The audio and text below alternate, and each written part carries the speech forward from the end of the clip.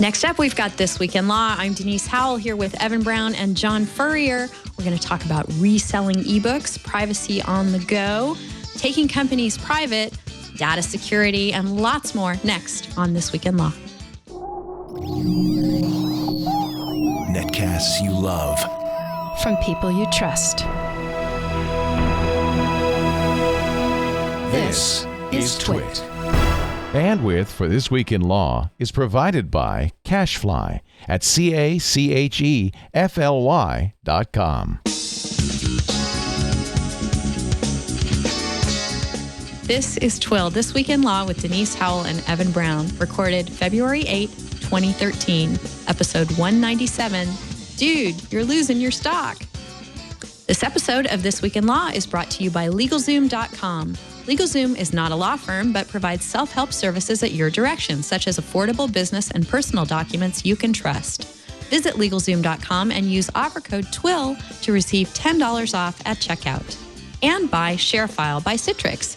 Enhance your workflow, send files of almost any size easily and securely with ShareFile by Citrix. Try ShareFile today.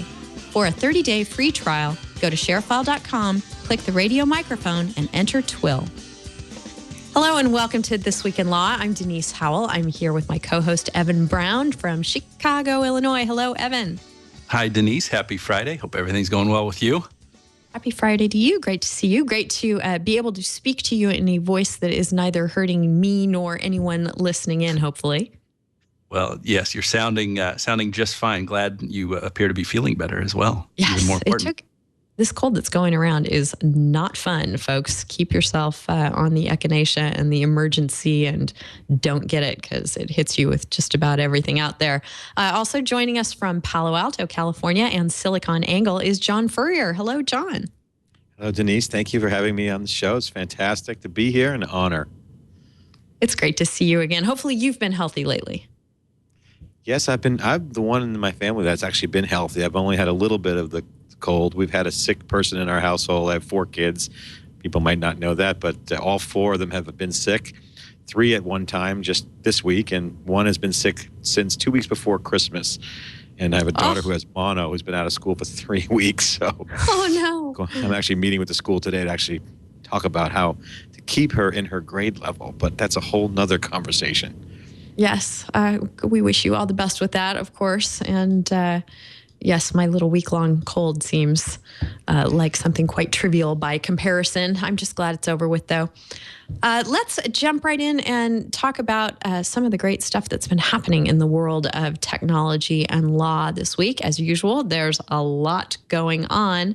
Why don't we start out with some privacy stories?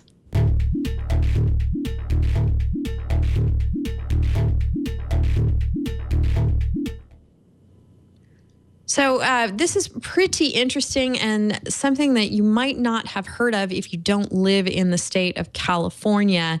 And that is that the California Attorney General, Kamala Harris, has issued some guidelines, sort of taking a page from, yes, we have laws on the book, but we want to give you some best practices, too, that go even further than the laws.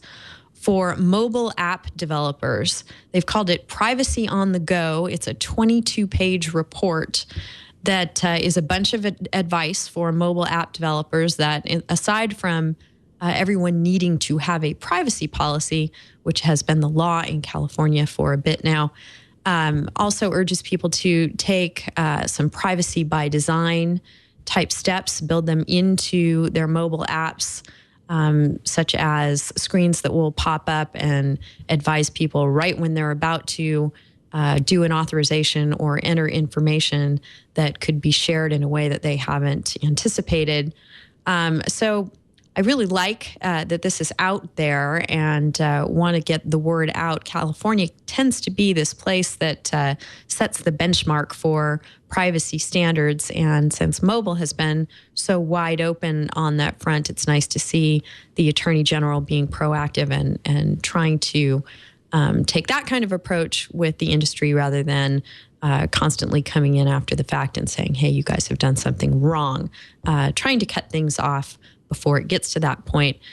John, I imagine that both covering the technology industry for SiliconANGLE and just the fact that you know so many people and are so connected into the industry, that you know a bunch of mobile app developers. Is this something that's on their radar?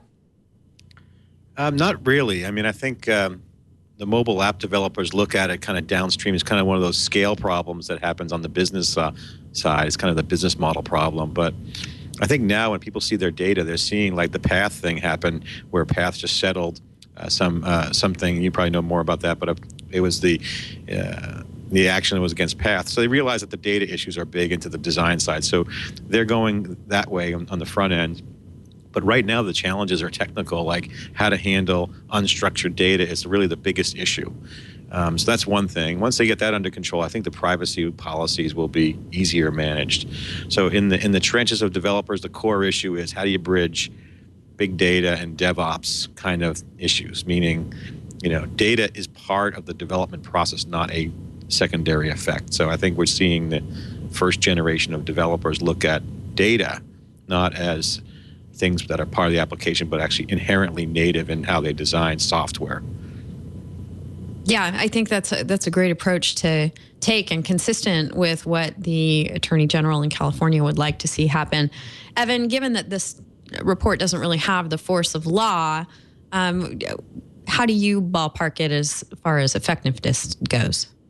Well, it's important, and it represents, or it's a signpost for the real sea change that we've seen in the last few years. And just to tack on to what John said, boy, is that true. Data really is the important thing here, not just an afterthought as to the substance of what the technological platform is going to do.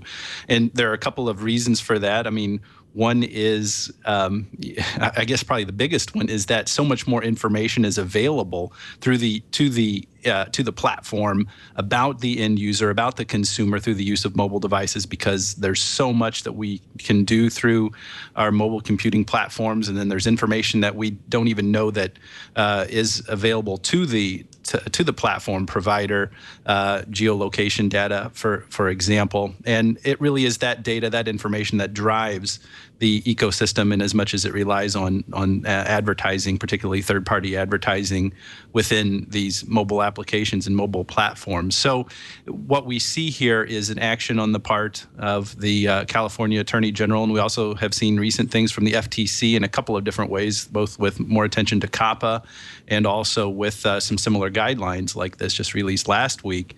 The way that we do computing there's this fundamental new, I'm looking at it at a very general broad level here, there's this fundamental new way of accessing, using data, communicating with one another through in the mobile space. And these actions on the part of the government are very indicative of the importance that is placed on that, and the ways that and it brings to light that we haven't thought about these things in the way we should have perhaps over the last 10, 15 years. Right. And John, you brought up Path. I think that that's a really great example of how, you're trying to be fast and come out with a great, wonderfully designed product. I've been on Path for a while now, and it's always fun to use because it's such a neat visual experience. And I think they were paying a lot of attention to making it sticky and attractive when it came out, but just not watching closely enough, every step in the process. What you were alluding to, John, is that they just reached a settlement with the FTC and have to pay an $800,000 fine for the fact that early on, when the app was released, there was an ability for children under the age of 13 to sign up. I mean, I have a problem with this. I mean, this is to me, this is the issue that I have a problem with. This is $800,000. Path's a startup. Yeah, they got a lot of VC funding, but that's just ridiculous penalty. I think it's a little bit over the top. I'm probably want to make an example out of them. It's not like Path is sitting there, hey, let's get 13-year-olds on board. Now, Google Plus, for example, is onboarding 13-year-olds.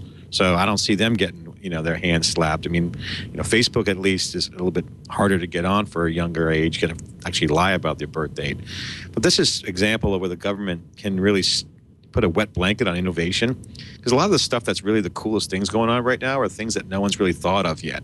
So So let's take Path, for example. I mean, Path has got some data that could create a better user experience, but now they're handcuffed by essentially regulations. So that's what I worry about, is that guidelines are great, and I think that should be the guidepost, but when you start to get in and stick in the fork into people for some cash, it's really problematic. And I think that's going to slow down a lot of the innovation around mobile, because big data, as being broadly discussed from unstructured data or semi-structured data, is actually creating a great user experience. And I think the user base doesn't know what their preferred user experience will be yet in a lot of these mobile applications. And they're situational, whether it's enterprise, consumerization of IT for a worker or an end user. So I think it's really premature to actually start whacking people for these kinds of penalties. Yeah, it does seem like a pretty stiff penalty. For what Path did here was and this is in Path's words in its release about its settlement with the FTC, there was a period of time early in Path's history when their system did not automatically bounce people who indicated they were under the age of 13. It does now, and most systems do. Of course, you can have users who are under the age of 13, but the disclosure and consent requirements under COPPA that you have to comply with, if you do that, are pretty onerous. So sites just decide, nope, if you're under 13, you are not supposed to sign up for an account. Now, what are you referring to as far as Google Plus goes, John? Well, it's an observation. So my son, I have my kids, they all have smartphones. So they got, their birthday came out, or Christmas, they got iPhone 4, the hand-me-downs, it's going around, right? When someone gets an iPhone 5, hand-me-downs the iPhone 4. So my daughter, she's in 6th grade, my son's in 5th grade, they're on Google with Gmail. And so they got Gmail accounts. So Google Plus is where they're doing their kind of collaboration with their friends, in addition to the phone. So they're not on Facebook. Right. So this is the new, they'll find an avenue to collaborate in these virtual spaces. So, and did they just lie about their age to get the account? Yeah, I don't even actually know the terms of service for Google, how old you do have to be for a Gmail. I haven't really checked on where they're at, but yeah, just it's simply like there's no check. Yeah. Okay. You do. You're supposed to be over 13. Yeah. So there is a check. You're supposed to put in your birthday, and you get bounced if it's. Now the Google police are going to come down and shut down my kids' accounts, but but they're actually using it, and they're collaborating. They're doing their online, interaction. Again, it is Wild West, but they are doing it. Yeah, and in my son's case, he's only 9, and he too has a Google account, but that's because their whole school is in the Google ecosystem for email and docs and all that. So his is permitted under his school site, but they do the same thing. They all use Google Plus isn't part of it, but they chat with each other and stay very connected. I do find it interesting to watch kind of the the petri dish of experimentation, watching these kids grow up natively digital like this, and just how they're communicating, and just how their social interaction is changing, and when they're in face to face with each other, and also online. And we keep it. My wife Linda and I keep a pretty close eye on that. Yeah, that's a smart thing to do. Watch. What do you think about the Path settlement, Evan? Well, sure, it's pretty rough. $800,000 is a lot of money, and perhaps in this instance it was overreaching. But I guess I would take a little bit of issue with what John was saying, and as much as we're declaring general principles on that. Yes, it's unfortunate to see innovation slowed down, but perhaps we need to keep in mind the real interest that is at stake here, the children's privacy interest, and even more broadly, the consumer interest in having reasonable privacy protections in place. So I wouldn't be so quick to say that we should establish. And John, I don't mean to be. I certainly don't want to mischaracterize what you're saying, and I'm not necessarily saying that you said this, that all slowing down of innovation is bad. I would say that sometimes we do need to slow things down, even if it is at the price of innovation, so that we can be sure that we're being measured in the way that we're regulating these things, so that all interests are at stake here. I think it's pretty easy to see that speedy innovation and release early and release often and fix bugs as they come out does often result in the payment of a price in terms of the consumer end user interest here. So as in all things, there has to be an appropriate balance, and avoiding the danger of making per se sweeping rules, even if it's something as lofty and as something that we can usually all get behind of, is that innovation should move forward at the quickest speed possible in these things. If it weren't an $800,000 fine, but only an $8,000 fine, nobody would hear about it. And there wouldn't be this sentiment going out to developers and platforms and ad networks and ad exchanges and all the other stakeholders in this space that there really needs to be some care given to these types of issues. Right, and with fair. mobile apps, that's fair. I agree. I mean, I'm not gonna. It's the point of balance, right? It's the shot heard around the world. I mean, someone has to be a victim there, and that's path. My question is, who was really harmed there? But I think that's the balance, and I think we're in a good position as a society to measure things. It's not a one monolithic organization like the government's going to manage that. That's kind of what my point is. I mean, I think people should be punished, but it creates gravity around, education. Fine. It's just, my point is, I'm not a policy expert. It's just more of, I want to see more experimentation, but again, not at the risk of harming, large swaths of freedom and population. Sure. Yeah. Sure. On the subject of path, before we leave it, not only, there's so many moving parts when you've got a photo sharing social application like Path. Not only do you have to take into account who's using the service and whether you're complying with all your obligations under COPPA, but as soon as you throw photos into the mix, and where people are, further layers of complexity come into your privacy calculus, or they should. And I guess Path just fixed another privacy-related problem. Of course, this was the same company that got in trouble for basically gobbling up people's address books and incorporating them into the app early on in its existence. Now it had using the embedded EXIF tag location information from photos. This was something discovered by researcher Jeffrey Paul that apparently has already been fixed, and the fix submitted to Apple. This is all from Om Malik over at GigaOM. But still, as privacy data in the location of your photo that is maybe counter to the settings that you've already put in, is just another thing to have to bear in mind when you're implementing this kind of app. So that little 22-page document from the Attorney General, I think, could probably help companies avoid a lot of this stuff. I don't know if it could have helped Twitter with Vine, though, since their issue wasn't so much privacy as what people did. I mean, the data guidelines thing is, I like this data guidelines thing because it's not putting a lot of stakes in the ground. It's essentially, guideposts. And I think, at SiliconANGLE, we have an analyst team at on brandedwikibon.org is another site, but we have a lot of research analysts as well, and we cover the big data space and storage and data protection. So we look at the data privacy thing relative to mobile from a technical standpoint. And one of the things that's not talked about publicly a lot is a lot of the advances in the technology right now is in the database side. So if you look at what Hadoop is doing, MongoDB, these are environments that are changing the game on the mobile market because you can now handle data differently than you did just 5 years ago when you had structured databases. So to change what they call schemas is a massively technical issue, and it's not always easy to do that. Now you can manage data so much more effectively, and we are so early on this movement. We're going to be at the Strata conference. SiliconANGLE TV will be doing our live cube there, and that conference really talks about a lot of this business model and policy decisions around the data. So for the first time, we can actually manage data at a flexibility and scale that can be managed. So you can say, hey, I want to share my photos just enough to get some interaction with other applications, but I don't want to reveal anything. That is really easy to do now, more easier than it was 5 years ago. So this database environment from a technical standpoint is going to change the game, and that's also affecting some of the storage business with flash memory and other technology. So these two areas of flash technology and the database on the storage side, and with big data like Hadoop and this unstructured environment, is accelerating what you can do with the data, the analytics, the data mining, the business intelligence.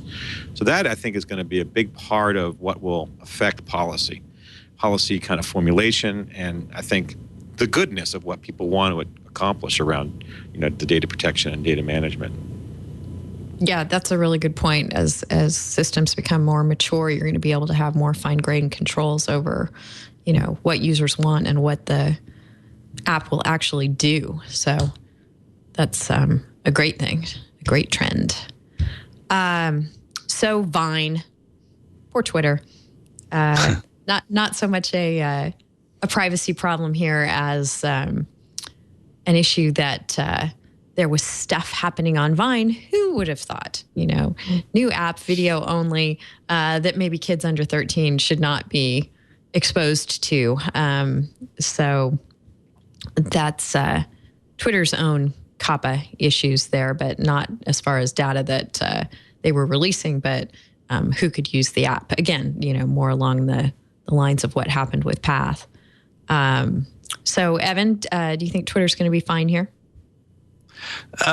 It's hard to say. I mean, I guess I would be hard pressed to see how it would look like a COPPA sort of issue, because from what I understand with the problem with Vine, there was some human error that resulted in some content being put in front of end users that perhaps didn't want to see it or may have been too young to see it. And we all know that the FTC's powers to regulate are broad and roving and somewhat unclear, certainly up to its discretion to a large extent.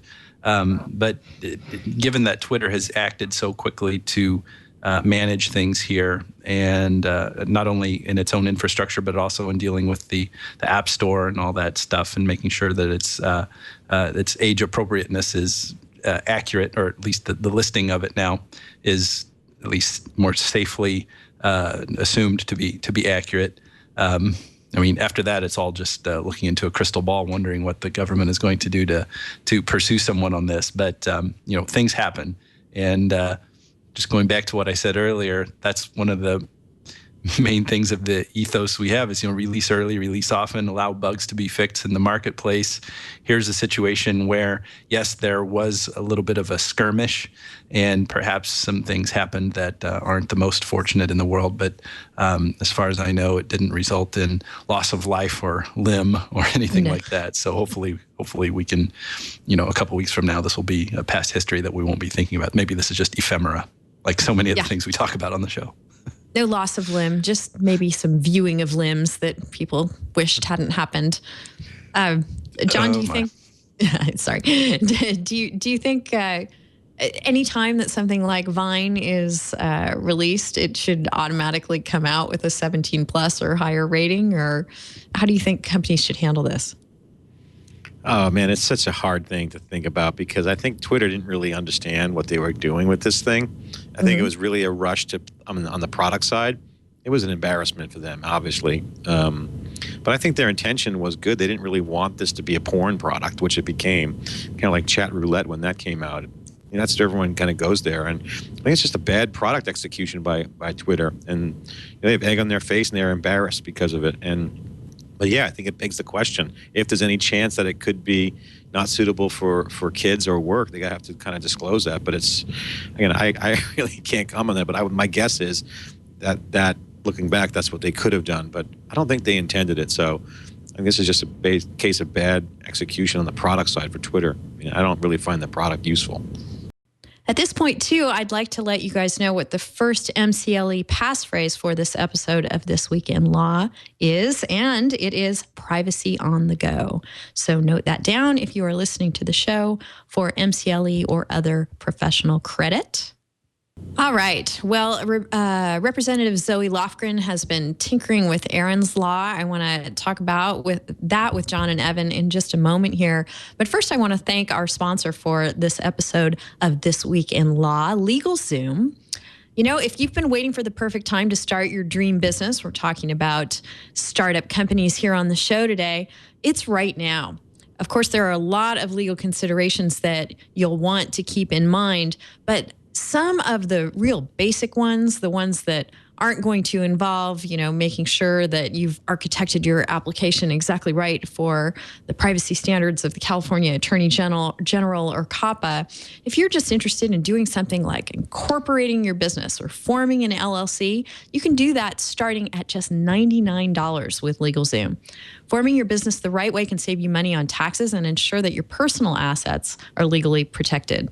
LegalZoom can also help with trademarks, copyrights, patents, NDAs, and so much more. You really have to go check out their site and see everything that you're able to do there in a really straightforward way. In the past 12 years, over 2 million Americans have used LegalZoom for LLCs, wills, trusts, trademarks, and more. If you have a family, guess what? You need to make sure they're protected too. You can protect your family and your assets with a LegalZoom will for just $69 or establish a living trust. If you don't have a will, you leave it up to the government and the courts to decide what happens with your family and your assets, and that's never the best way to go. LegalZoom's online process guides you step by step, so it's very easy to use, and you get total customer support. If you have questions or need advice, you can even access an extensive network of attorneys through LegalZoom's legal plans available in most states. So what you do is you search an online profile and unedited customer reviews to work with a LegalZoom plan attorney who's right for you and your business. So you're not just left alone wondering if you're navigating the legal issues involved. If you sign up for one of these plans, you get a really high level of customer support from an actual attorney. And even if you don't sign up for one of the plans, and just, you have some questions about what you want to accomplish on your own, LegalZoom provides great support for that kind of thing as well. So start your business and protect your family at LegalZoom.com today. LegalZoom is not a law firm. You can get self-help services at your specific direction, or you can speak to a legal plan attorney and get your questions answered and get ongoing advice. To receive a special thank you for using LegalZoom through Twit, make sure you enter the code TWIL, TWIL, in the referral box at checkout, and you'll receive $10 off. So go to LegalZoom.com and use the offer code TWIL, TWIL. Thank you so much, LegalZoom, for your support of This Week in Law.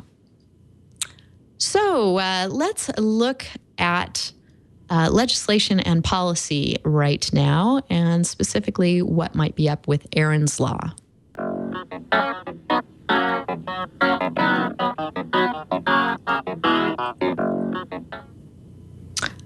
Back when Aaron Schwartz's suicide was splashed all over the headlines, John, you did a very compelling and heartfelt segment over at SiliconANGLE about his life and death and the Computer Fraud and Abuse Act and how it should change. Is Zoe Lofgren your congressman? No. Not quite your district. I think she's San Jose. So she has been working together with lots of folks and has a second draft of Aaron's Law that she's put up to the Reddit community to take a look at whether this would be a good amendment to the Computer Fraud and Abuse Act and close down some of the more concerning parts of it where you could be prosecuted for engaging in what's basically the violation of a site's terms of service. They've tried to fix some of the issues with the first draft. The most notable thing, I think, in the revisions are sort of making it in line, Evan, with the DMCA's anti-circumvention provisions, if that makes sense. That in order to having accessed a site without authorization, you would have to actually circumvent a technological access barrier in order for that to trigger some kind of action under the Computer Fraud and Abuse Act. Do you think that's a good step to take, Evan? I think it's going too far. And I think that there's going to be some pretty bad unintended consequences from that people don't like. What it will cause to happen is the enterprise will be much more protective of its data using these technological barriers to restrict access to portions of data sets so that the enterprise can be more assured that if a rogue employee on his or her last day of work goes in and decides that he or she wants to go out with a bang and wants to delete everything that, ostensibly they have access to without having to get around any kind of measure. Maybe it's in some kind of directory on the server that you don't normally go into if you don't have to do any quote unquote hacking to get there. And you delete that data without circumventing anything. The way the law reads right now, you could be prosecuted under the Computer Fraud and Abuse Act. And indeed, if that happened to my business or my company or one of my clients' businesses, I would hope that the U.S. attorney would come and put that person in jail. What will happen is that we'll see companies, in order to keep the status quo in place so that they can be protective of their information, they'll put these things in place. And that's the side effect that nobody's going to like is that that's going to make collaboration much more difficult. It's going to be a step back in terms of all the open norms that we see developing and that we come to enjoy on the web. As sensibilities change, as they have been changing for the past several years. So I think that's a mistake to go that far on weakening the Computer Fraud and Abuse Act. If anything, we should just try to rewrite the whole darn thing rather than keep patching onto it, which is just compounding the problem. There needs to be a systematic examination of the framework from the ground up, rather than just continuing to build new stories on top of this, when the foundation has long ago been weakened to such a point that it can't withstand any more weight, really, at this point. Yeah, it's hard to argue with that. The law definitely needs some attention, and I think that maybe taking it step by step as opposed to trying to redo the whole thing is an easier way to tackle the problem, one that's more likely to actually amount to something in Washington. John, what do you think about all this? Well, I mean, I didn't go to law school, and I'm not a lawyer, so for that reason, I don't like to get into the weeds so much. But I agree with the comment about the law being kind of the patchwork doesn't work. I think that's a big problem. I think a whole new look at it would be great. Now, I like the EFF's approach on this, but a little bit, again, that's, they're one side of the equation. But to me, the Aaron thing was all about proportionate punishment. And I think the education piece of what people look at as crimes, because it's a hard thing to decide in this era of data management. We were talking earlier about privacy. There's cases, and there's corner cases. There's no real standard you can apply. Even on the how you call an attack, is still there's no standard there. So it's going to be very difficult. That'll be a moving train in my mind, just common sense. So my view is, if it's innovative and cool, and it's not hurting anyone, you got to look at it that. But at the same time, you can't go to businesses and saying your assets in the data are unprotected because we're not going to watch out of you. So on one hand, if you're a business owner, you're like, hey, you know what? That's my data. It's valuable. And I want to protect it. I don't want to give hackers free reign to come in and under the veil of innovation, take stuff. So, it's really, really hard to do. So that's kind of my gut. However, the Aaron thing was one where if a group of peers got together and looked at this kind of like a jury, it would be kind of common sense. And now looking back, it's pretty obvious. We knew what MIT was doing with their work, and it was on a road to liberation on the data. And Aaron was just facilitating it in a non-malicious way, depending on how you look at it. So there needs to be some sort of process around looking at it and getting peers together. I think this is a good opportunity for the policy community to help the government with this. Because the people in the law and the government prosecuting, they don't know the difference between a white knight and a black hat. So I think that's really difficult. Yeah, I think that's an excellent point. Carmen Ortiz, the prosecutor responsible here, has definitely garnered her share of criticism and folks who would like to see her lose her job because of the way this was handled. Evan, do you think that they're being fair to the prosecutor and that perhaps if she'd had the kind of support that John is talking about, we wouldn't be here talking about this now? It's hard to say. I mean, I don't have any insight really to comment on that other than to make my comments anything more than just pure speculation. But that's never stopped me before, has it?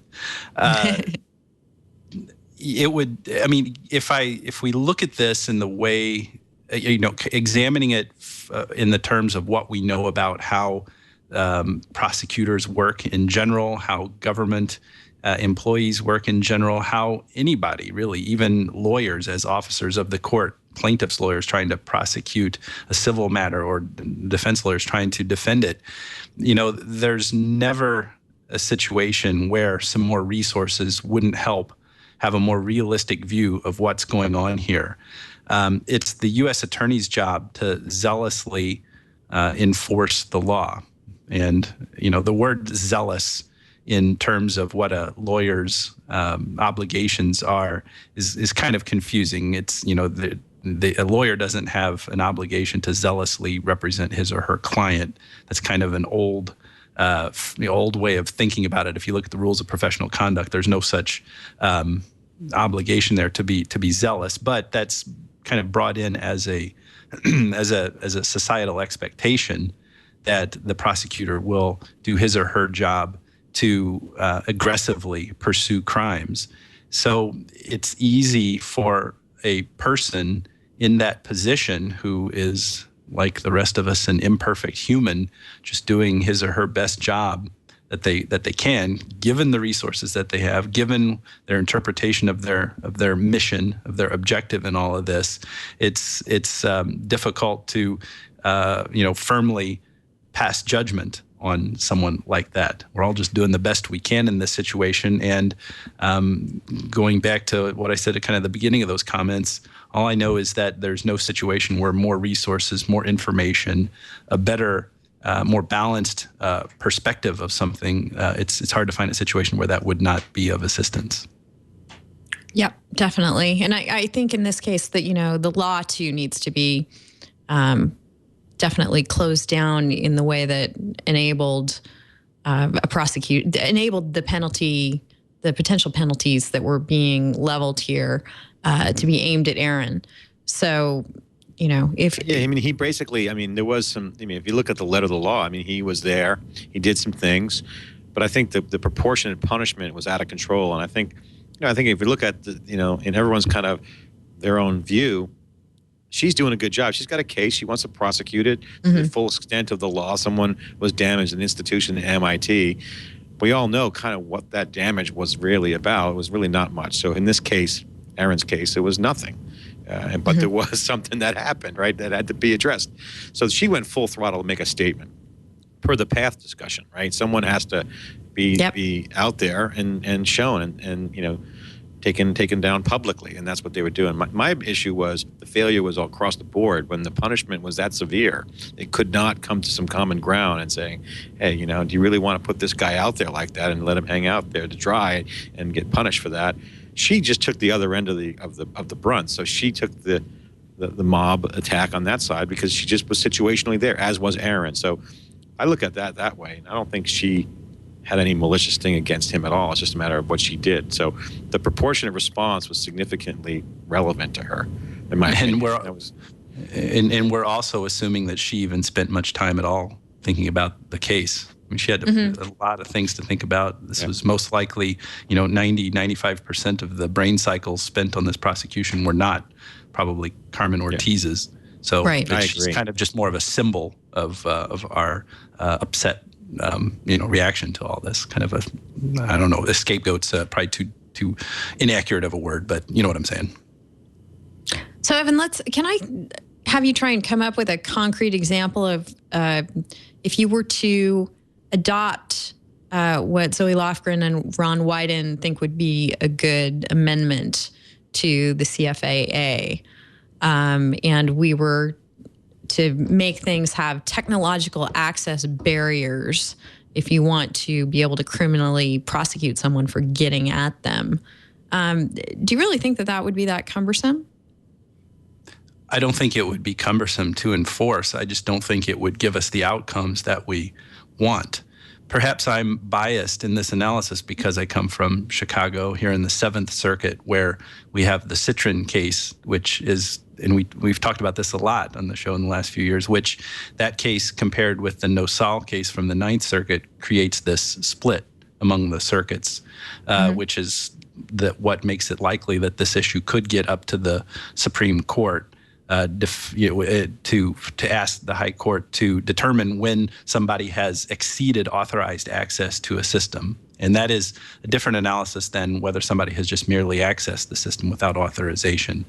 Right. In both instances, whether the question is whether you have merely accessed the system without authorization or whether you have exceeded authorized access, I think it's much too arbitrary of a line to draw if you're just going to say that everything done without having circumvented a technological measure is okay. And also everything that you do have to do by means, or everything that is done after having circumvented a technological measure does fall under the prohibitions of the statute, because there are many, you might say legion, of examples where there is real computer crime that happens without having circumvented a technological measure. I just gave the example of the employee on his or her last day of work. That's criminal. That person should go to jail. I don't care what you say. That if somebody is going to destroy a business that way, that should be a crime. That's something that somebody should go to the federal pen for. Also, on the other side of it, there is the situation where, the analogous situation in copyright law would be the people who, and I'm among the people who whine about this, that it shouldn't be a violation of Section 1201 of the DMCA to rip a DVD if I'm going to make a fair use of the copyrighted materials that's on it, without any kind of exceptions to the anti-circumvention provisions. And there are a few of these for certain filmmakers. Without those exceptions in place, it's not necessarily infringement if you rip a DVD that's copy protected and make a fair use of it, but you do risk liability under the anti-circumvention provisions, Section 1201, 1202 there. So the perfect example could be in the Computer Fraud and Abuse Act situation, somebody who does indeed, for some good reason, maybe a security expert trying to do evaluation of the security of a system, does actually need to sometimes circumvent those technological measures to do something. That should not be a crime. And that would be much more outrageous than, I would argue, to prosecute someone like that, or I won't even say more so, but I would say it would at least be as egregious to prosecute somebody in those situations as what it was to prosecute Aaron Swartz in this. So like I said, I don't think that it's helpful for us to draw the distinction as to what should be lawful and unlawful based on the circumvention of technological measures, because what really is at issue is the damage that is done by means of the access or of the deletion of it, rather than how they actually got to that state of being accessed, of authorized or without authorization or exceeding authorization. I think I get what you're saying, that you need an approach that doesn't look at that single component as the touchstone for liability. And I think I agree with that. But at the same time, I like the notion of putting the onus on the person in charge of the data, whether it's, a database of private user information or anything else that's living in a database that could be hacked or accessed, that if that person has not, taken rudimentary steps to prevent it from being viewed by someone smart and computer savvy, then I kind of think that, they get to live with the consequences of their actions rather than putting it on the person who's been smart and computer savvy. But that's just something that...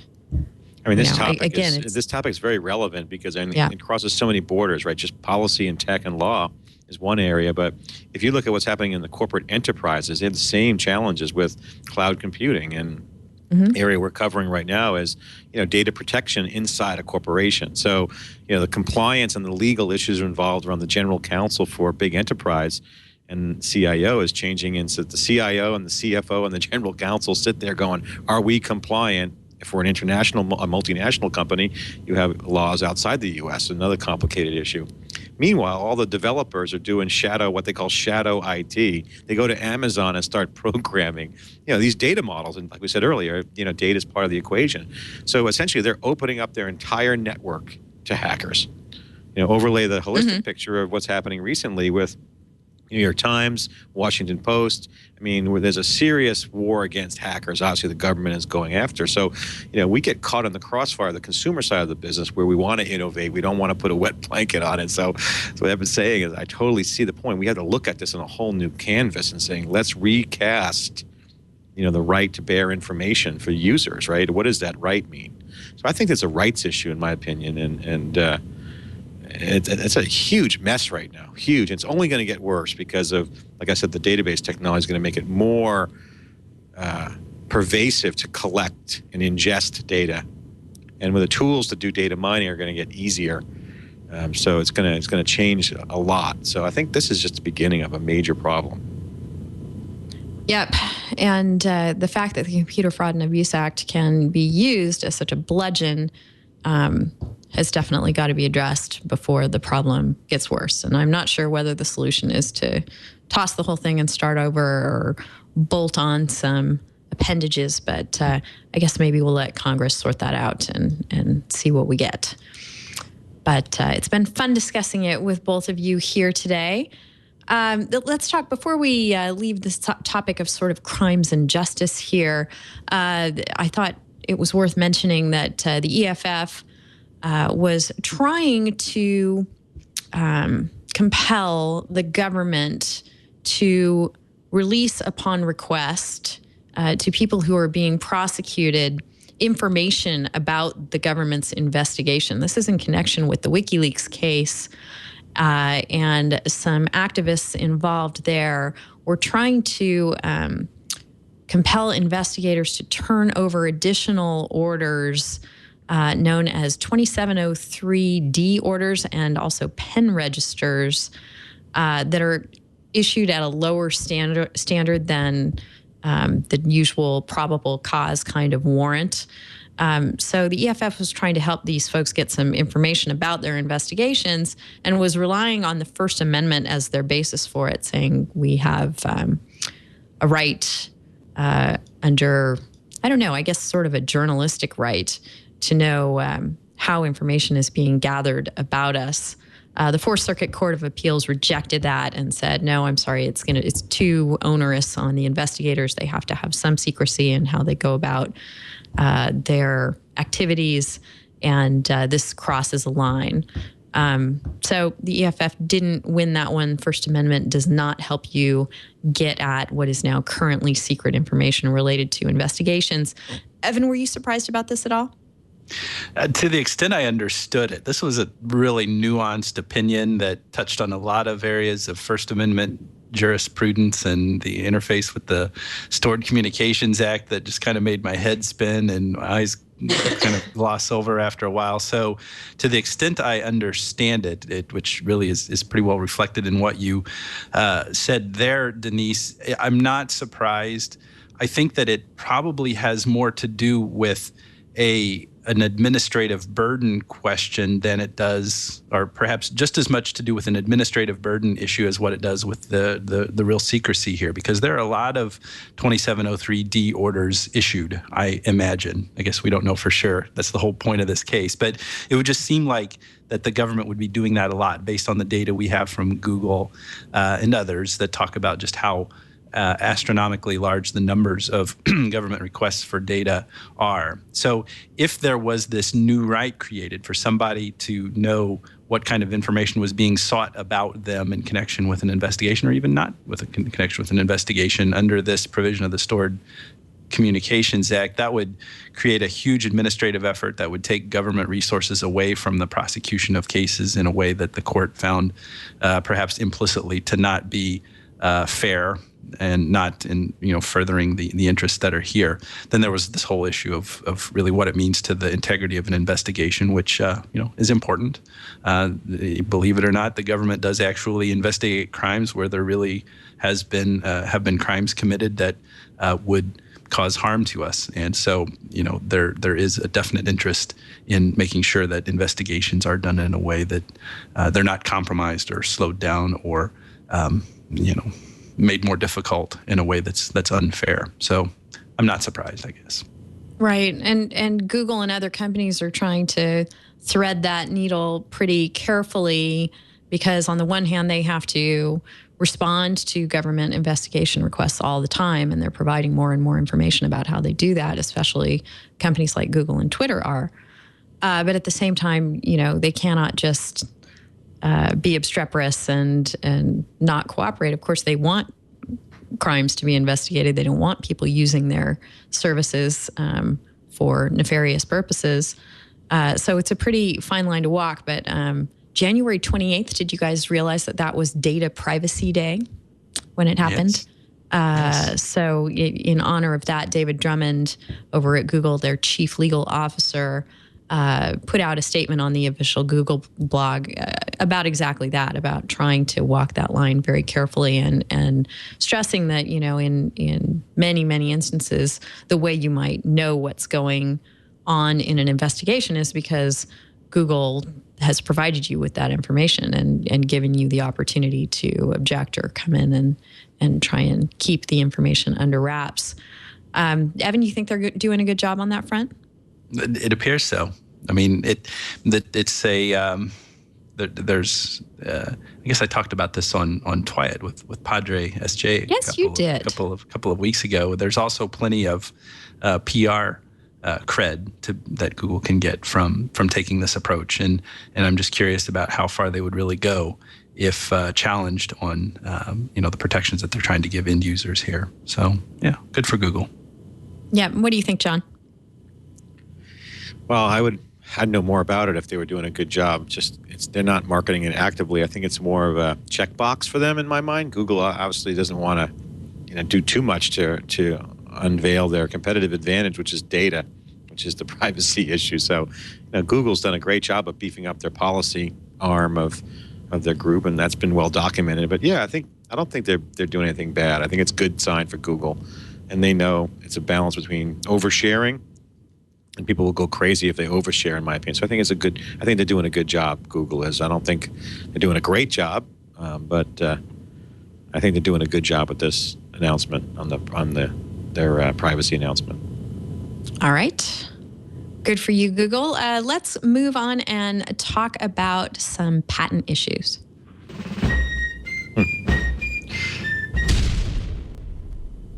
Kaboom.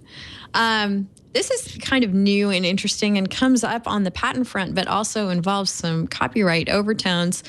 And that is that Amazon has been granted a patent, I believe. It won a patent to set up a resale marketplace for ebooks. So I'm not sure if this is going to apply to any format of ebooks or just Kindle ebooks. But the idea is Amazon wants to be the place where you can basically transfer your license rights in whatever online book that you have purchased at some point. So this would be, something bought in the Kindle store, or perhaps, if it goes this far, to the Apple eBooks platform or the Nook platform, be able to, once you've purchased it, actually resell it for, a smaller cost, presumably, given the way book resales usually work. It's an interesting thing to try and wrap your head around, because it's hard to think, in Amazon's case, I'm assuming that they've got to be limiting this to the Kindle, at least to start out with, because I don't know how they're going to try and manage the fact that nobody grants you the right to do this when you buy an ebook. You're buying a license to use it in a limited way yourself.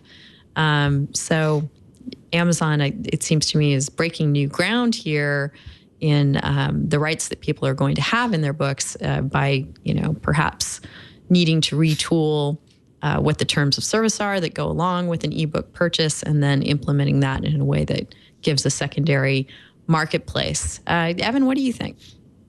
I agree with everything you say. I mean, those are keen observations. The only thing I would add to that is that, enterprises often obtain patents on technologies that they never use, or maybe even never intend to use. And so who knows, what Amazon's real intentions are in all of this. Right. And we should mention, as did TechCrunch, who reported on this today, Victoria Ho over there, that there's another service out there called Redigi that we've talked about before on the show that is in litigation with Capitol Records. And Redigi's niche is to try and help you resell things that you've purchased on iTunes Music, primarily. Although, again, I don't know if they plan to get into the books that you could also buy via iTunes. So it's an interesting notion that people want to set up secondary marketplaces in these digital goods when you get down to the fact that that's, we're used to thinking about books and music that way, that they're a physical thing that you can resell in a store, but digital books function differently. John, do you think that Amazon will go through with this? I think they will. I mean, it's one of those areas where you don't know how it's going to play out. But ultimately, if you think about the brick and mortar view of reselling and channel relationships, I think, putting my business hat on, I say, okay, I have commerce going on my platform, I have all kinds of coolness, recommendation engines, et cetera. Why not start exploring segmentation, the channel distribution? So the patent makes sense from a business standpoint. Again, I just don't know the workflow from an owner standpoint. Am I checking the right boxes? Am I giving the authorization? This comes back down to kind of the consumer terms of service. What am I signing up for? So, I think in general, we'll see marketplaces change in the virtual space, and social networks will accelerate that. But yeah, I think it makes sense to go for it. The question is going to be on the execution, on the workflow. As an owner of an ebook, I want to know how I'm going to get paid. Distribution sounds great, but are they tracking the cash and everything else that goes on with it? So again, some business model engineering going on with some new technical issues. Well, it's certainly one to watch. As Evan points out, we have no idea what they will do with this patent, but they've gotten it. So maybe they're just going to troll it, Evan.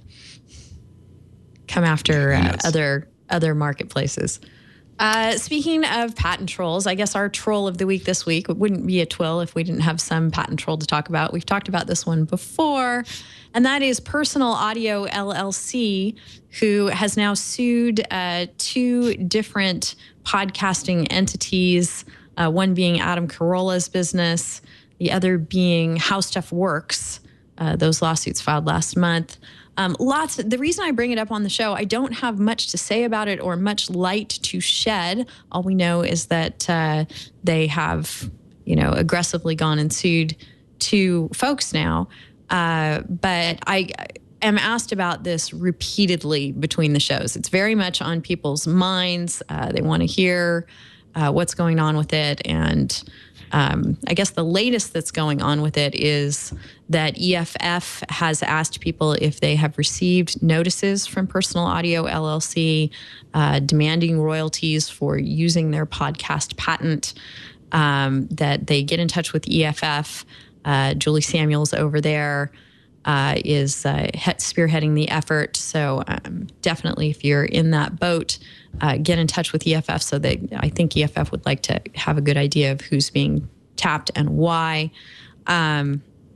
But as far as the validity of the patent goes, people recently, Dave Weiner specifically, has been trying to say that how can we possibly have a patent that was issued in 2006 or 2007 for a technology that came out in 2001 or so, that just, the patent can't apply to technology that's older than it is.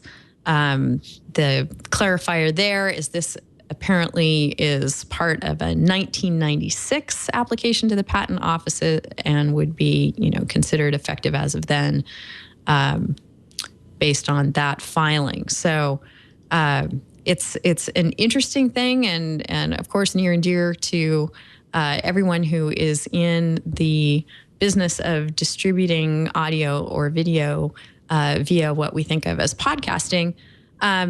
When I think about this, though, I know nothing about Personal Audio LLC and what their strategy might be in pursuing these lawsuits, but I've got to think, just wildly speculating, that someone decided to sue because their window to do that may be closing. That podcast technology is not the great economic force that it may have been in its beginning, because the way we distribute files has evolved and continues to evolve since that time. And I think people today are more likely to fire up an app and consume their content in a streamed way, or maybe do the downloading that way. Evan, anything to add to this whole ball of wax here? I don't think so, other than to just, say that this sounds like a really dumb lawsuit. And it's as if the Julie Samuels, who has been on the show before, her new title is the Mark Cuban Chair of Stupid Patents at EFF. It's as if that position was created and named just for scenarios like this. So that's, it's pretty dumb. Yep. So if you have been the subject of communication from these people, do help Julie keep track of what's going on out there. John, you and I first encountered each other at the birth of podcasting when we were sticking microphones in each other's faces at one of Tony Perkins' events. Do you have any thoughts or concerns about this as it unfolds? Well, podcasting is a religion. It's just been so explosive from a business model standpoint. My previous company, Evan Williams' company, Adam Curry's company, the venture-backed guys just was never viable. But it became such a ubiquitous standard, and it really is a great society benefit to everyone.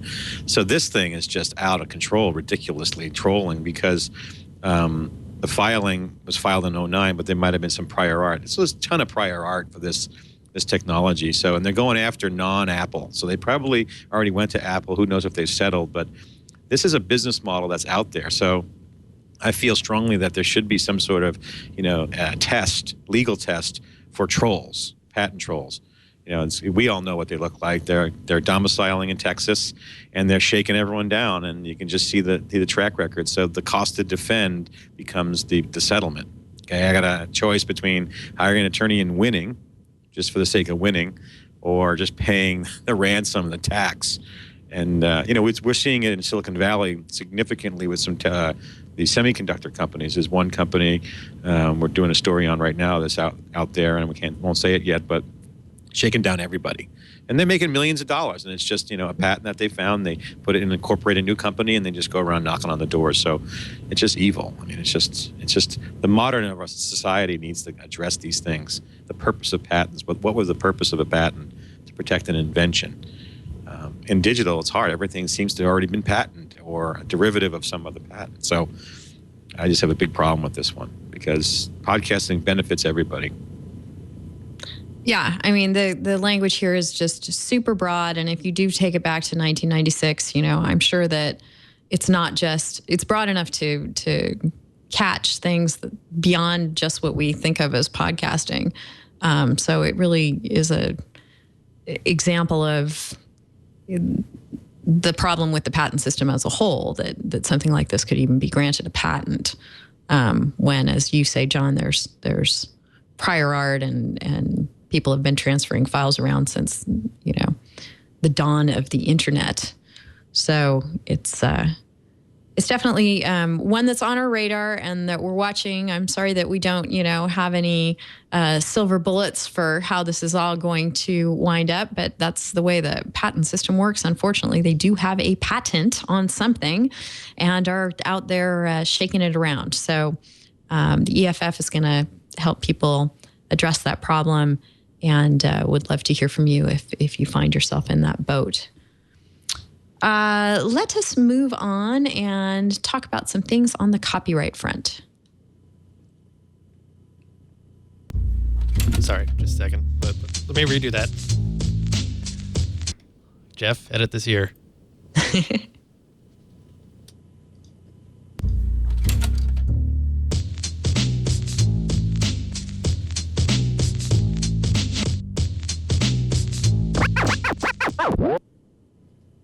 All right, a little scratch in there for you today. Let us start out with the internet as a right. We've talked about this concept on the show before in the context of 3 strikes or 6 strikes programs. Can an ISP, a private service provider, be taking away internet access as a way to thwart somebody's alleged infringement. There was an interesting decision out of Germany recently before the German Federal Court of Justice. It was a slightly different context. His ISP basically just had a hiccup and he was erroneously disconnected from the internet. He sued over this and tried to get damages not just for his loss of internet, but also for his loss of phone and fax services. The court said, faxing, what do you mean faxing? Email has overtaken that anyway, so no, you're not going to be able to get damages for that. Your phone, you had a mobile phone, so no, you weren't really harmed. But your internet access, yeah, the court got on board with that and said, we think of this as a part of your economic well-being, and if you've been deprived of it wrongfully, then and you sue for damages, then yeah, that's something that, as long as you prove your case, you're going to be able to recover. Evan, do you find this problematic at all? I don't find it problematic. I find it to be one of those kinds of cases where it was pretty insignificant legally in the broader scope of things, but for some reason the facts are what we like to pick up on, and especially since Cory Doctorow wrote about it. Whatever Cory Doctorow finds interesting, don't we all kind of presume that it's interesting, So, the reason I'm kind of being a little cynical about it is, what were the real damages here? The article doesn't say, and I didn't go and track down the German opinion or anything.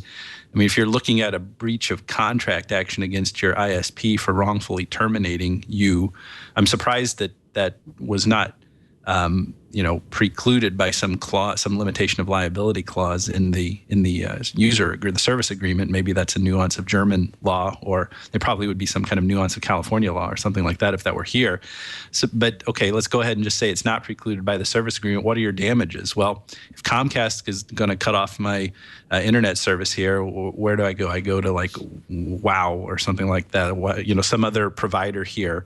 Maybe there's not a lot, but there's at least a couple of providers in every pretty much every place. So what? I have to pay $100 for the next month to get internet service. Okay, so the court gives me $100. So that's why I say it's probably not that big of a deal legally. It's just that there's this notion in the back of our mind, and I think it's probably more of a projection of what we wish the world were like, that there's some fundamental human right to access the internet, as if that's going to give us a direct pipeline to God or something like that. So, it's that's my take on it. Big whoop. I'm sure that some people email God in one way or another. Just like, I know they do Santa Claus, so. Right. It's got to be. John, what do you think about this concept of the internet as a right as opposed to a privilege or something that you're paying for? I'm really torn on this one. I just truly believe deep in my heart that internet provides great freedom and liberation. So very libertarian on the internet access issue, and certainly higher speeds are better. So I'm just totally for faster internet. Everyone should have internet.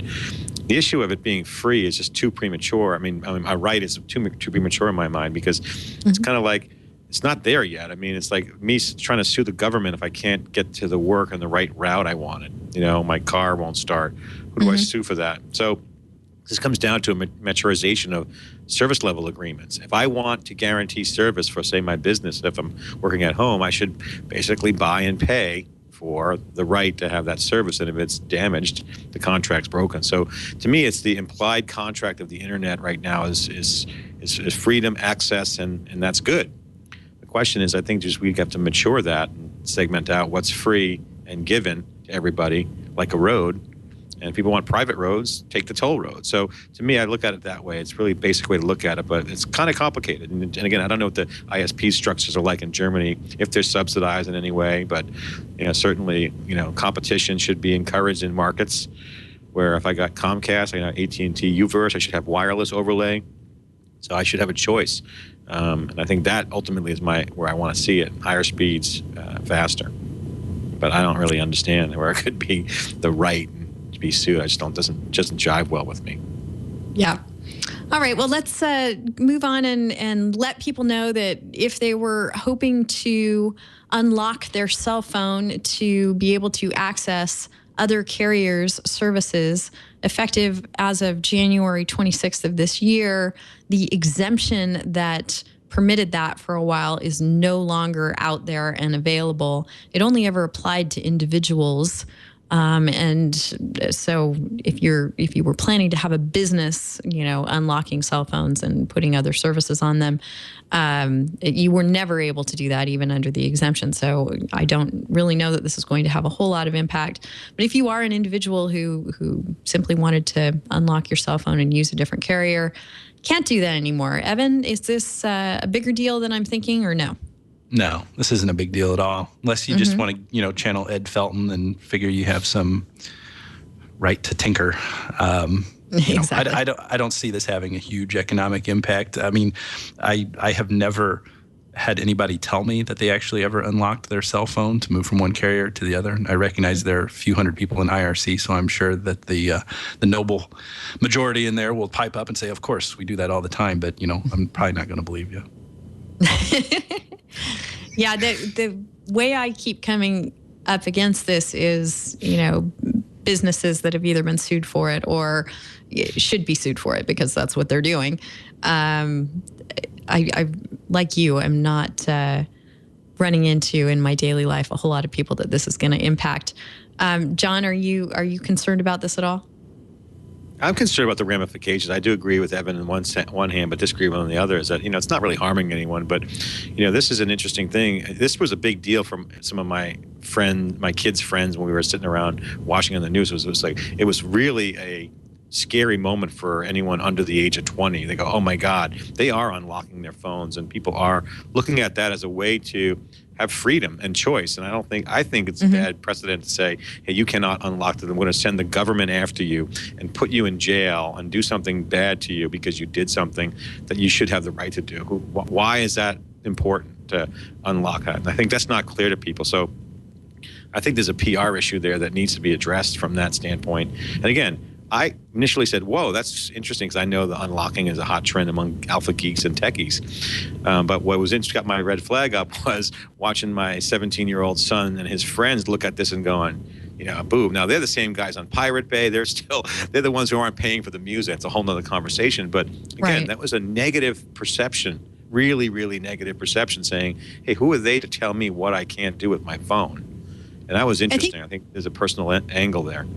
I think you've hit it right on, John, that it is a PR issue. There was an exemption for this that expired and was not renewed. And to answer the question of someone in IRC, yes, this relates to the DMCA. And we were talking about circumventing various technologies that are put in place to block you messing around with either a device or the data on a device. The DMCA prevents that. Unless there are exemptions granted for example, a security research or a documentary filmmaker or what have you. There are various exemptions out there that are up for renewal every 3 years. This one existed and then was not renewed. So maybe it is, a question of they did not get enough good persuasive argument as to why this should exist and why these freedoms are important. And again, they only ever applied to individuals. So it's not like people were asking the Copyright Office to support an exemption that would allow people to build businesses around unlocking phones. That's never been the case. I think the way the press covered it, the way I looked at the media, it was covered on all the main channels, as a featured story, as a text story. But it was really not really well explained. It was like, okay, there it is. I just think the bundling of IP services is going to be a big thing in the future. Like we have radio frequency hopping radios for RF. I think the whole contract to your phone is going to be either bundled in or have multi-contracts built in the future. But the phone is a personal computer, and that's the way people look at it. So to me, that was the red flag. And it's just like, wait a minute, I can't do something trivial, and it's now a law. It's kind of rubbed me the wrong way. Right. All bound up with both copyright protection and communications technologies. as soon as you bolt those two things onto your computing device, things start to get complicated, I guess. All right, a final copyright story for this week involves the case against AppMino by Tetris, which they won on summary judgment last May. They just had a final judgment entered in their favor. The Tetris company won this against a copycat Tetris-like game maker, and did a press release this week that got it in the headlines. This case was really resolved last year. Evan, why are we just getting a judgment entered on this now? Do you have any idea? What have the parties been up to here? No, I didn't know. I thought this was already, already decided by the court. And there was this article about it. And there was like a release, a news release or something about it. And they just entered judgment last week, but the summary judgment was last May. That might just be a, I don't know. I honestly don't know. I mean, I'm sure we could figure it out. I just didn't take the time to go look to see what it is. Of course, the courts are always explicable, right, in what they do. So we should also be kind of nice in talking about this because your and my mutual friend Joe Gratz, his law firm represented the Tetris's opponent in this. So let's be nice. Oh, what an outrage, right? Joe should have won. So. Well, it's a complicated case, and there is a really good article at Public Knowledge about all the various nuances of this and what parts of games are copyrightable. That was written by Michael Weinberg, who's been on the show over at the Public Knowledge site. I'll go ahead and put it. It's in the show notes for episode 171 when we first talked about this case, but I'll put it in this week's discussion points at delicious.com/thisweekinlaw/197. So you can look at it there too. It really kind of goes through all the various ramifications. But Tetris has prevailed on this one.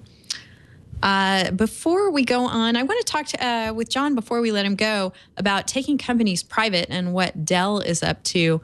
But before we get to that, let's go ahead and thank our second sponsor for this episode of This Week in Law, which is ShareFile. In business, effective communication is everything. You have to send email with attachments all the time. And guess what? If they're too big, they bounce back. You're unhappy. Your recipient hasn't gotten the email. Your recipient is unhappy. They're sitting there waiting for whatever it is you've promised that you're going to get them. It wastes everyone's time and energy. And dropping your files into online boxes for others to access, that's not safe or secure either. But ShareFile by Citrix understood these challenges and created a better solution for business. Now, millions of accountants, lawyers, and other business professionals rely on ShareFile. ShareFile is so easy. It's for anyone to use. It allows you to send files of almost any size securely. You can track the progress of your files. You get notifications automatically. They're sent as soon as the file is opened. You can control who has access by using tools like password protection. And you can even sign and edit files for streamlined collaboration. So aside from the security overtones, which of course you need to make sure are in place, you can use this as a very nice both remote access tool for your data and also an online collaboration tool. You can access your files from anywhere, your laptop, your tablet, or your smartphone. So I really want you to try it. I have a special offer for you so you can try ShareFile for free. Sign up for a 30-day free trial today with no credit card required and nothing to lose. Go to sharefile.com, click on the microphone, enter TWIL, T-W-I-L. That's sharefile.com and type in TWIL.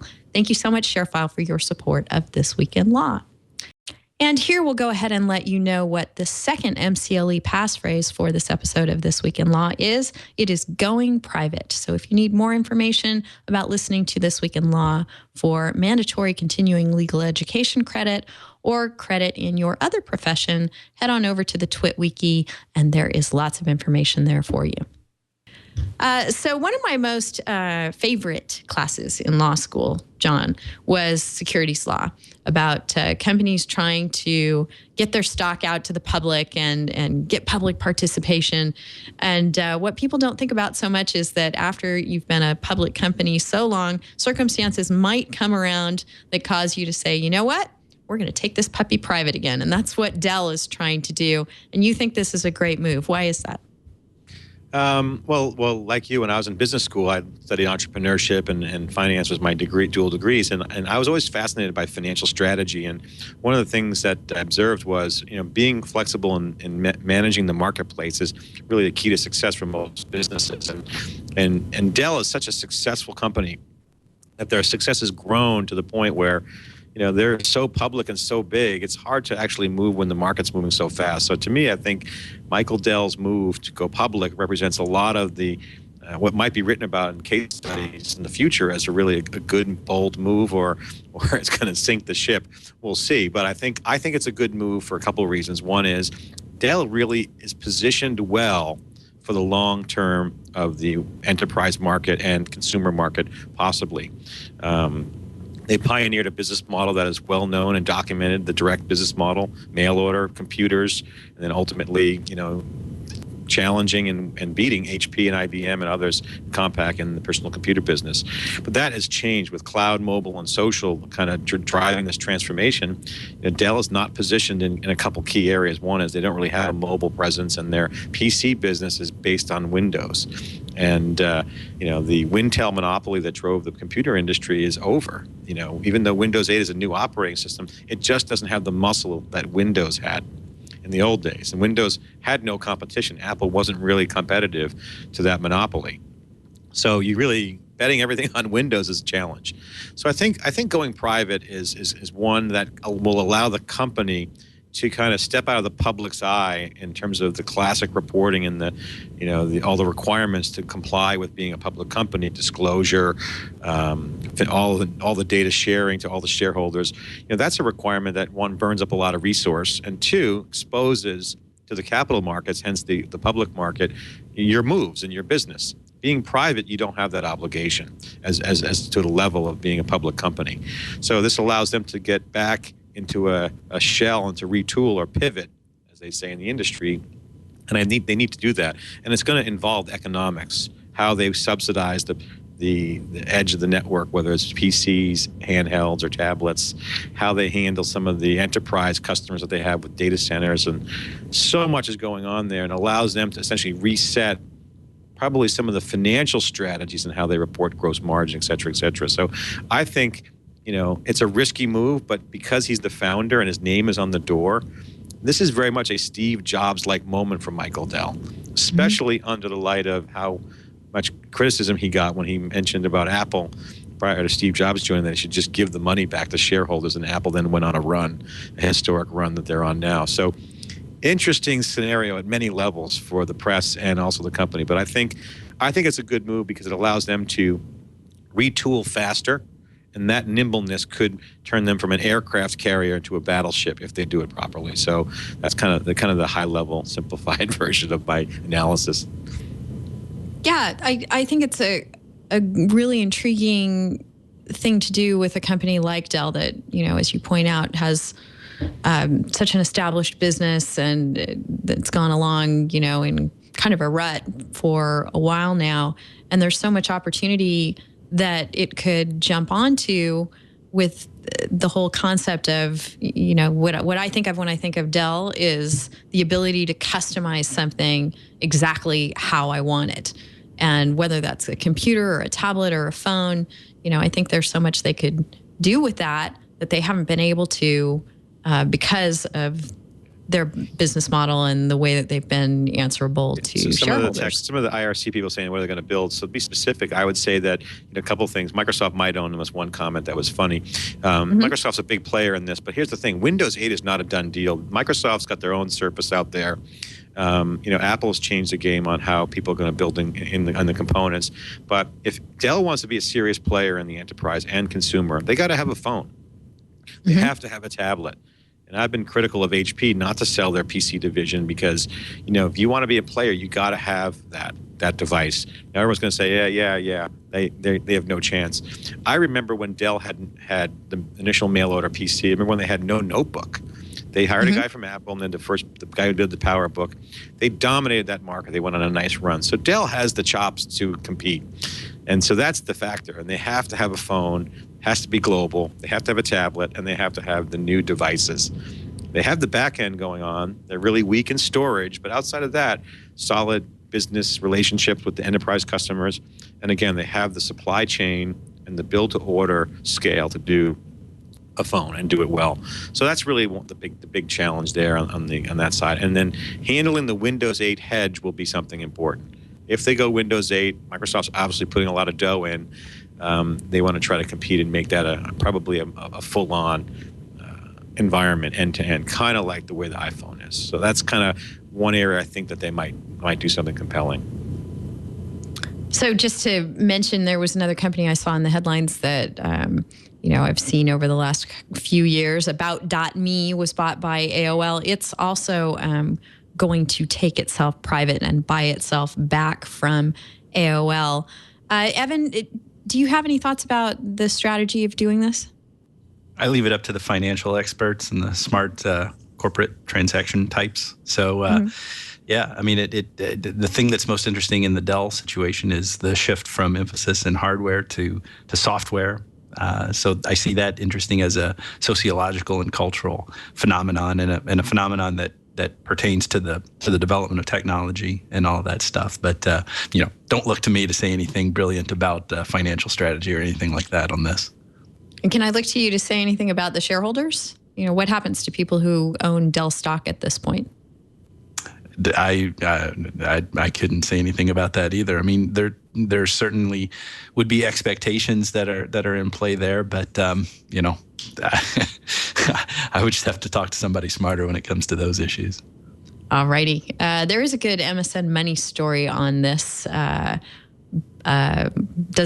Michael Fawkes, if I'm saying his name correctly, has some thoughts about the stock and what to do if you own the stock. Apparently the buyout price is going to be very close to what it's trading at now. So no real reason to do anything, it kind of sounds like. John, do you agree with that?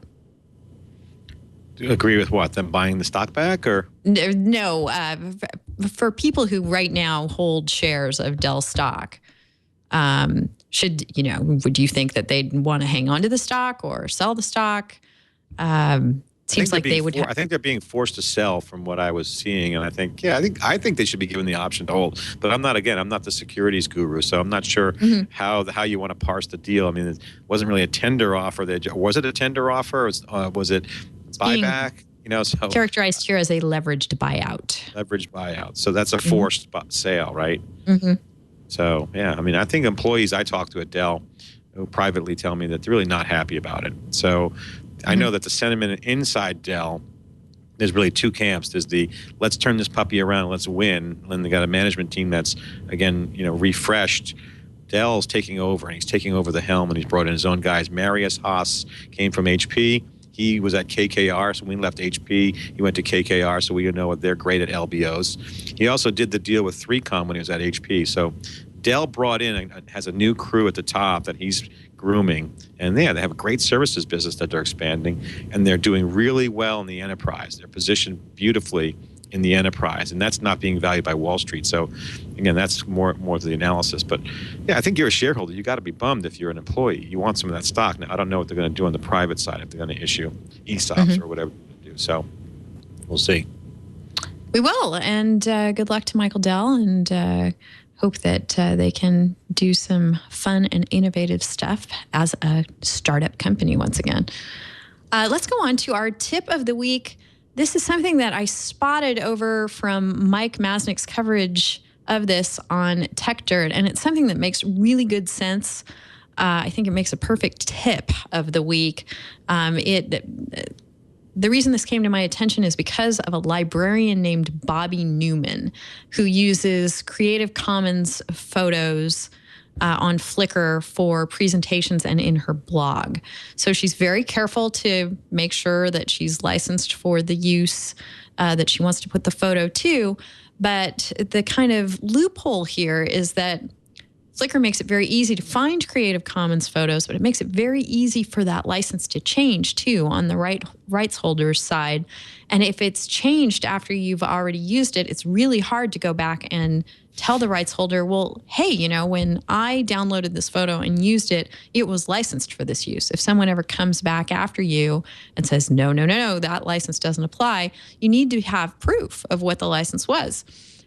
So our tip is if you're using Creative Commons material of any kind, log the license when you use it. Keep a record of it. I don't care if you do a screen cap and just keep a little file to show that this was the license in effect. You can swear to that if you ever need to. There's also a business around this, of course. Whenever there's some kind of problem to be solved, some entrepreneurial person is going to try and solve it. I don't know if this is meant to make money, this business, but it is called Image Stamper, and it does exactly what I just said. It basically takes a screen cap of the license at the time you want to use it. It puts a timestamp on it so that you have a verified third party keeping track of this. And it also stores everything on its end, so you don't have to worry about keeping track of that yourself. So I think Image Stamper is a good solution to this. Of course, you can accomplish the same simply by keeping records on your end of whatever Creative Commons material that you used. Evan, this wasn't something I'd given a lot of thought to before, but I think it's a really good idea. Do you agree? It is a good idea, and to the extent the record-keeping process can be made easier, it's a good thing. I've had some issues in clients of mine who have wished to use Creative Commons works before, and then helping those clients do a little bit of diligence on it. We came to the conclusion that on Flickr especially, there is a ton of content that purports to be licensed under Creative Commons, but you can just tell that person who posted it to their account doesn't own the copyright in the first place. So that seems to be another species of danger when it comes to all this stuff. So whatever you can do to keep good records and demonstrate your good faith is a good thing. But there probably will always be perils of using Creative Commons. Not that should slow someone down all that much. Yes. The corollary tip should be if it's a picture of Mickey Mouse, then perhaps think twice about whether that person actually had the license to put it up. Right. All right. For our resources of the week, I have a couple. Number one is an article over at Daily Kos and a petition that the article is discussing to put as a candidate for federal communications chair Susan Crawford in front of the White House. So the White House petition is sadly only sporting 708 signatures at this point. It needs 99,292 more to go to reach its goal by February 23rd. So get out there and sign this petition if you're so inclined. Susan Crawford is a wonderful professor and thinker about all things related to FCC issues, and would be a darn fine FCC chairman, in my own personal opinion. If you want to read more about her, you can go to the Daily Kos article, and there's a lot of background on her, also some at the petition itself. So definitely check that out. Would be great to get her on the administration's radar for that post opening up. And then our other resource of the week is just something leisurely for you to sit back and enjoy, especially if you enjoy the Swedish language, because there is a documentary about the Pirate Bay called TPB AFK, which stands for the Pirate Bay Away from Keyboard. That is an hour-and-a-half long documentary about the Pirate Bay and its founders. It's in Swedish with English subtitles. It's free on YouTube and, of course, also available on the Pirate Bay for download. And I haven't watched it yet, but someone in chat was saying that they had. And certainly over at TechCrunch, they say it looks like a great way of avoiding the coming snow apocalypse. So as we hunker down for a snowy or cold weekend across the United States or wherever you may be in the world, it seems like a nice way to spend your time. Evan, it sort of reminds me of The Girl with the Dragon Tattoo, which I first saw in Swedish with American subtitles, but hopefully less bloody. Right. Well, who knows? Bloody in some sense. There's some interesting things going on. Yeah, I haven't looked at this, but this does look like something good to watch. I think I will. Great. All right. So now that we've taken care of your weekend's entertainment, we'll go ahead and thank John Furrier so much for joining us today. It's great to catch up with you, John. Yeah, great here. Great for being on the show. Appreciate it, and great to see you. I've been following you on SiliconANGLE since it came online, which was fairly recently now. Tell us what's going on with that and what your goals are for the project. So SiliconANGLE is, we call the reference point for tech innovation. We were the first tech blog in the industry to cover the notion of cloud, mobile, and social. And our tagline is where computer science meets social science. So we really are looking at the confluence of, the social change that's going on in our society, driven by the computer science trends, the technology, and some of the disruptions. So we've been doing that. We have a research analyst piece of our business called wikibon.org, and we do free research. So we are all about free content. All the content is completely free. And our goal is to have as highest quality content as possible with a journalistic independent view, as well as research analyst content that's free, no paywalls, and no banner ads. So the site is completely banner free. And we have a web TV operation that we do at events called theCUBE, and we go out to a lot of the enterprise areas that we're covering in the cloud, mobile, and social area and cover that. And our two main kind of focus areas within that is we call software-led infrastructure or software-defined infrastructure, and big data. It's the big areas that we're digging deep in. And we've been a lot of success and got a great business model around using our data. We're a very data-driven media company. So we've had great success. I think we're like at 29 people now in the company, cash flow positive, growing, and having a great time. So Mark Hopkins, ex-Mashable, Kristen Nicole, ex-Mashable, are also on the team from way back when, and we have a variety of folks at Wikibon led by my partner Dave Vellante. So it's been great. We're doing great, having fun, and expanding and hiring. So this year we're going to do a lot more video. Last year we did 27 events. This year we should do about 40 live events where we cover in depth all day live streaming. So should have a lot of fun. That's great. Well, it's good stuff over there, and we're really thrilled that it's going great for you, John, and so excited that you were able to join us today. Great insights and thoughts for us all. Great. Thanks. And Evan, it's wonderful, as always, to end my week with a great chat with you. Hey, thank you. I enjoyed it as well. And John, really enjoyed talking with you. Great to learn more about what you're doing, the stuff you're thinking about and writing about and talking about. So I've really enjoyed our conversation as well. And let's do it again. Right on.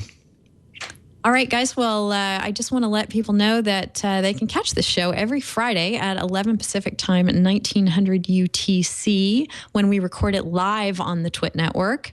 If you can't do that, you can find us on iTunes and on YouTube, and our show page is at twit.tv/twill. So you'll find all our shows going back to the cooling of the earth right there on that page. You can also find us between the shows on Facebook. We have a Facebook page at facebook.com/thisweekinlaw. We have a Google Plus page over on that platform. And I am generally tweeting and putting stuff up on the social networks about what we're going to talk about on the show. So love for you to converge with us in those spots and let us know what's on your mind, what you'd like us to see covered here on This Week in Law when we come back again next week. I think we're going to try and do back-to-back shows on the 15th. So if you're looking for a double dose of Twill, next week would be the time to join us. Anything else you can think of, Evan, before we sign off?